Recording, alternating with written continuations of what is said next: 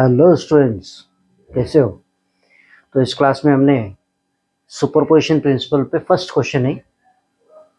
ठीक है, क्वेश्चन क्या है मैं पढ़ता हूँ, देख लो। 3 point charges plus q each are kept at the vertices of an triangle of side determine the magnitude and sign of charge to be kept at centered so that the center charges at vertices remain in equilibrium। तो इस question का meaning क्या है? एक equilateral triangle है, ठीक है। Equilateral triangle इस फॉर्म में, ये ए और ये बी और ये सी, यहाँ पे एक चार्ज प्लस क्यू, यहाँ पे एक चार्ज है प्लस क्यू और यहाँ पे भी एक चार्ज है प्लस क्यू। ये सारे मतलब ट्रायंगल का साइड क्या है? L L L. यहाँ पे क्वेश्चन तो यहाँ पे क्या है? सेंटर ऑफ तो ये सिस्टम जो है ना इक्विलिब्रियम है। इक्विलिब्रियम का मतलब क्या है? Net force is 0।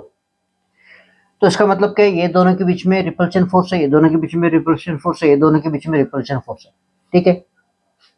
तो यहाँ पे ले लो कुछ, कौन सा तो एक ले लो। मैं यहाँ पे ये लेता हूँ, ठीक है। Force at C due to ये, force at C due to ये, तो ए डायरेक्शन में रहेगा, ठीक है। और force at C due to B, इसका डायरेक्शन ये होगा। तो ये दोनों repulsion force making one angle which is equal to any one angle of the triangle, because equilateral triangle में सारे एंगल जो है ना सेम रहते, साइड साइड भी सेम रहते। तो यहाँ इक्विलेटरल ट्रायंगल है तो ये 60 है, तो ये भी 60 है, ये भी 60 है, ठीक है। तो ये दोनों की मतलब ये फोर्स को हम क्या लेंगे? ये फोर्स का इससे हम क्या लेंगे? ये F1 और ये force F2, F1 F2, okay, F1 F2। और यहाँ पे एक दोनों फोर्स रिजॉल्व होके एक रिजल्टेंट फोर्स आ रहा है इधर। एक रेक्टेंगल यहाँ पे vector law of vector addition हम यहाँ पे अप्लाई कर सकते हैं। तो यहाँ पे F equal to F1 plus F2, F equal to F1 plus F2, ठीक है। हाँ, तो यहाँ पे सेंट्रॉइड बनाना है तो क्या है? यहाँ से एक परपेंडिकुलर लाइन ड्रॉ करो और यहाँ से भी एक परपेंडिकुलर ड्रॉ करो, ठीक है। और यहाँ से भी एक परपेंडिकुलर ड्रॉ। और यहाँ पे हमको पता है कभी भी इक्विलेटरल ट्रायंगल में सेंट्रॉइड अगर फॉर्म हुआ तो वो जो परपेंडिकुलर लाइन है वो 2:1 फॉर्म में डिवाइड होगा। मतलब क्या?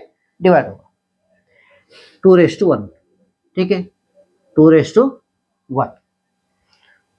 तो यहाँ पे ये सिस्टम अगर देखो, ये एक का फोर्स अप्लाई कर फाइंड करो। फोर्स F1 यहाँ लिख लो, force F1, force F1 on C due to A। तो F1 इक्वल टू 1/4πε0, 1/4πε0। और ये दोनों का चार्ज सेम है, ये क्यू स्क्वायर होगा और इसका साइड स्क्वायर क्या होगा? एल स्क्वायर होगा।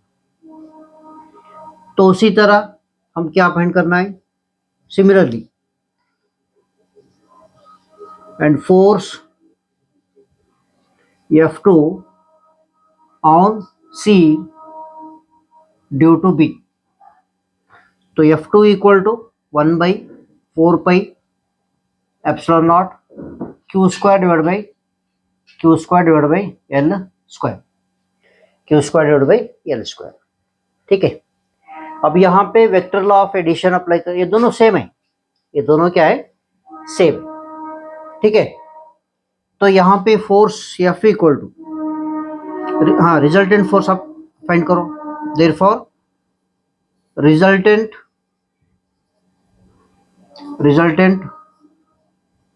Force of F1 and F2, F equal to okay, F equal to under square root F1 square plus F2 square plus 2 F1 F2 cos theta. ठीक है, F1 F2 cos theta.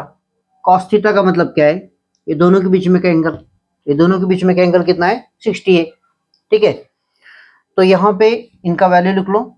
F1 कितना है, F1 equal to 1 divide by 4 pi epsilon naught, okay, q square divide by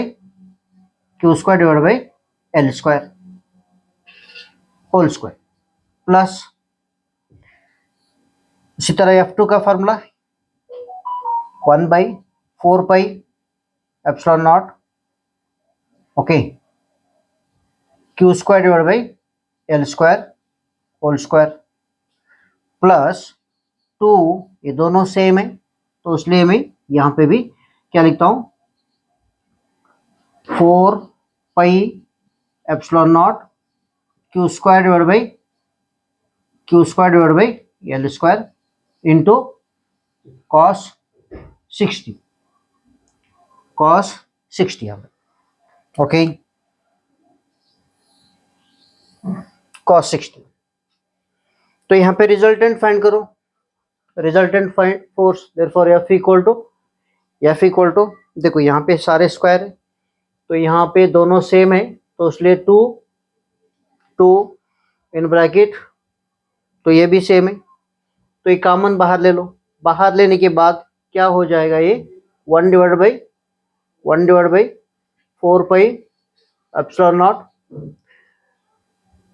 Q square divide by L square under square root दोनों add करने के बाद 2 हो जाएगा, ये 2 प्लस ये भी 2 और कॉस कितना है, कॉस 60 कितना होता है, कॉस 60 1 बाई 2, कॉस 60 कितना होगा, कॉस 60 इज 1 बाई 2, हाँ सॉरी, कॉस 60 इज, हाँ यस 1 बाई 2, 1 बाई, ठीक है, कॉस 60 इज 1 बाई 2। तो यहाँ पे ये दोनों कट हुए, कट होने के बाद क्या होगा, 1 by 4 pi epsilon naught q square divide by L square, ये अंडर स्क्वायर रूट कितना होगा, अंडर स्क्वायर रूट 3। तो ये क्या है, resultant force of F1 and F2। तो यहाँ पे देख लो, अगर कंसिडर करो कि if capital Q is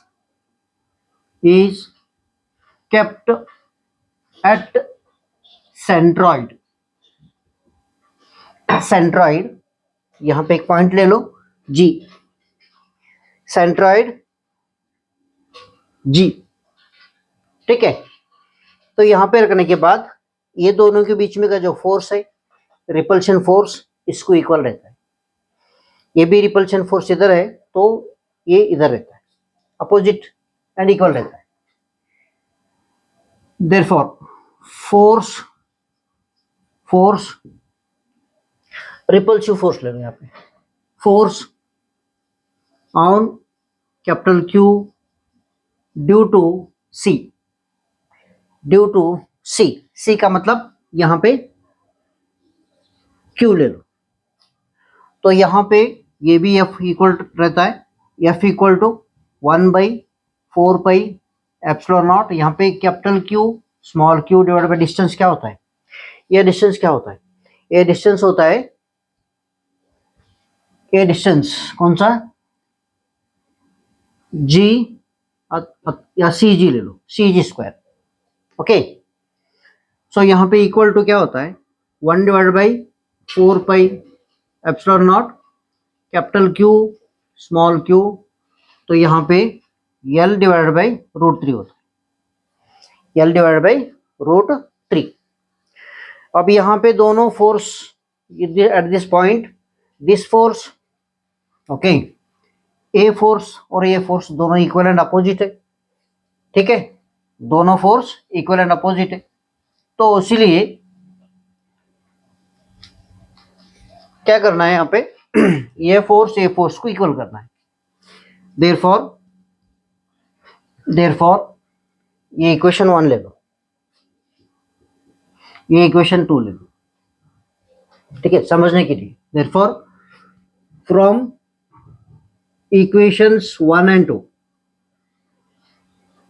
equations 1 and 2 क्या होगा, दोनों को इक्वेट कर लो, क्या इक्वेट करने के बाद 1 divided by 4 pi epsilon naught capital q small q divided by L by √3 square, square रखो, ठीक है, स्क्वायर रखो, equal to 1 by 4 pi epsilon naught capital small q square और L स्क्वायर इंटू √3, ओके, √3।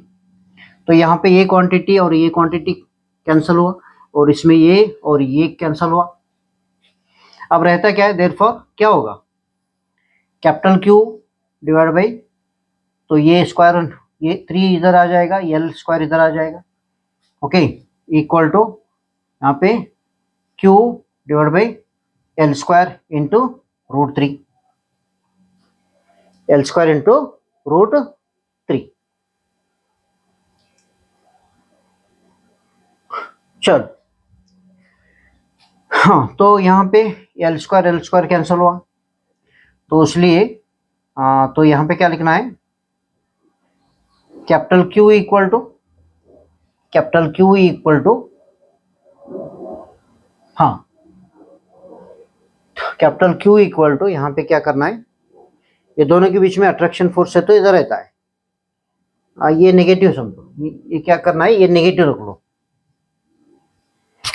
ठीक है, तो इसलिए क्या होगा, ये नेगेटिव और ये भी नेगेटिव, तब क्या होगा, ये नेगेटिव, ये √3 हो गया, कैपिटल Q √3 स्मॉल q √3, ये डिवाइड बाई कितना होगा 3, ठीक है, डिवाइड बाई 3 होगा, तो इसलिए capital Q equal to minus Q by ये क्या कितना होगा, √3, मतलब यहाँ पे चल, तो करेक्ट है, तो ये साइन नेगेटिव है और इसका क्वांटिटी कितना रहना है, √3 times of 1/√3 times of charge, जो वर्टिसेस पे चार्ज है वो 1/√3 टाइम्स ऑफ नेगेटिव साइन में रहना है, ठीक है।